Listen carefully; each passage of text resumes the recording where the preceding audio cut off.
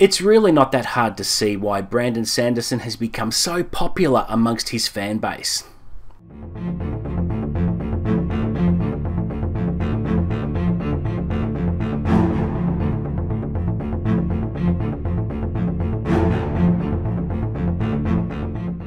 What's up guys, and welcome back to the channel. You're with Chris, and today I'll be giving my spoiler-free review of The Final Empire by Brandon Sanderson, published in 2006. This is the first book in the highly popular Mistborn trilogy, and having recently read The Way of Kings, which I absolutely loved, I was drawn into this world that he has created in Scadrial. I am absolutely hooked, and I've even started the second book of the trilogy already. Now let's start, how I always like to, with what the book is about. For 1,000 years the ash fell and no flowers bloomed. For 1,000 years the Scar slaved in misery and lived in fear. For 1,000 years the Lord Ruler reigned with absolute power and ultimate terror, divinely invincible. Then, when hope was so long lost that not even its memory remained, a terribly scarred, heartbroken half-Scar rediscovered it in the depths of the Lord Ruler's most hellish prison. Kelsier snapped and found in himself the powers of a Mistborn.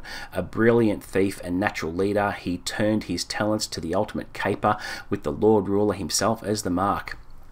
Kelsier recruited the underworld's elite, the smartest and most trustworthy Allomancers, each of whom shares one of his many powers, and all of whom relish a high-stakes challenge. Only then does he reveal his ultimate dream, not just the greatest heist in history, but the downfall of the divine despot. But even with the best criminal crew ever assembled, Kel's plan looks more like the ultimate long shot, until luck brings a ragged girl named Vin into his life. Like him, she's a half-Scar orphan, but she's lived a much harsher life. Vin has learned to expect betrayal from everyone she meets and gotten it. She will have to learn to trust if Kel is to help her master powers of which she never dreamed.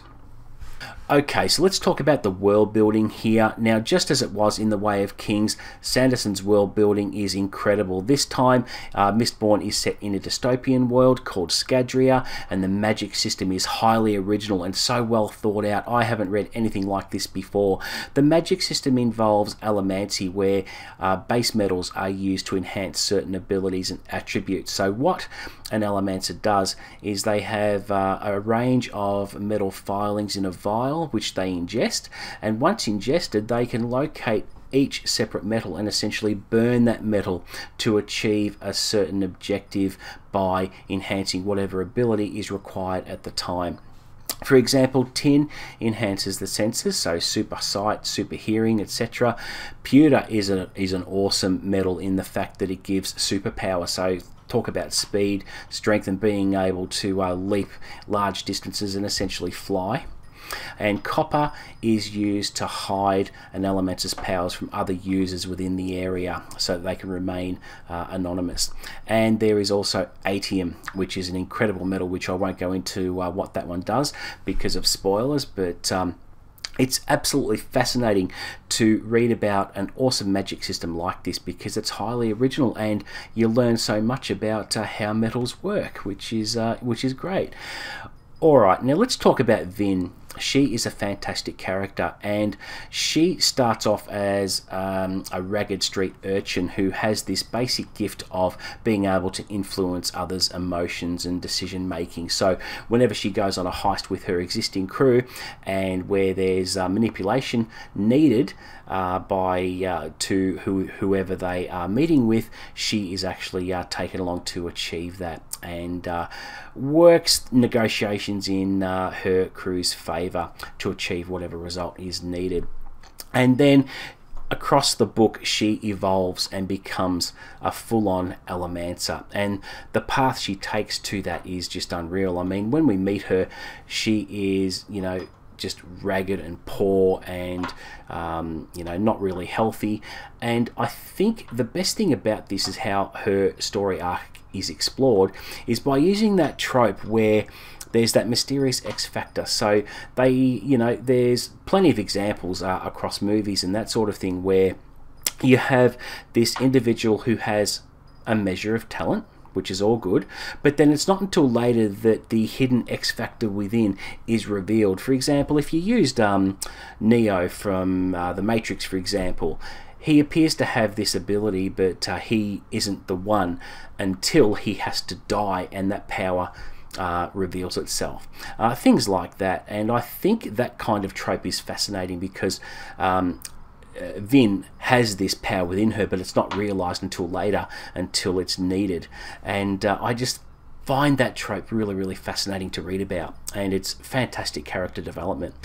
With Kelsier, I liked him a lot, although his intentions for taking down the final empire, while obvious on the surface, he has hidden agendas that he doesn't tell his team about, which causes a little bit of unrest and loss of trust. But the plan is very intricate and very, very smart. And one of the best things I enjoyed about the book is the team dynamic with the crew. So Kelsier, along with Vin, Ham, Clubs, Breeze, Sarzed and Spook, take action against the Empire, but not by force with an army like you would expect, but by the fine art of manipulation and subtle cloak and dagger activities. So, for example, they need to send Vin undercover, essentially, into the royal houses so that she can actually obtain intelligence so that Kelsier's plan can actually work. Now, all through the book there are plenty of revelations and reveals which Sanderson is renowned for, and I discovered how he does that in The Way of Kings. So any questions you have are answered to an extent, so he never ever disappoints. Now, I liked how Vin's training sequences were done. Her story arc was perfect. I really enjoyed the conclusion with how the Lord Ruler is dealt with, and not by a method you would expect. But there was so much going into this plan on how to defeat the Lord Ruler and the Final Empire, so many components of the plan, and all that subterfuge and cloak and dagger stuff. I really got a Mission Impossible kind of vibe there between the team members, because everyone had their own tasks to do, and it was just fantastic. But you know, I absolutely loved it. I am happy I've started my journey into the Cosmere. At the time of filming this, I am well into the Well of Ascension, the second book of the series, and just love it and can't wait to read more of the Cosmere. And I do plan on going back through the standard reading order before finally cracking open Words of Radiance. You have got no idea how excited I am to crack open that bad boy, because I miss those characters already and think about them a lot and just can't wait to get back to them. And in order to get back to them, I have to do some required reading first. But it is going to be a hell of a trip, and I can't wait. So there you go, guys. That is it for my spoiler-free review of The Final Empire. Thank you so much for watching. If you want to just click that subscribe button and like button down the bottom, I would appreciate it, and it will allow me to continue to provide the best content I can. Offer up any feedback, please feel free to add that to the comments below. But until the next video, guys, happy reading.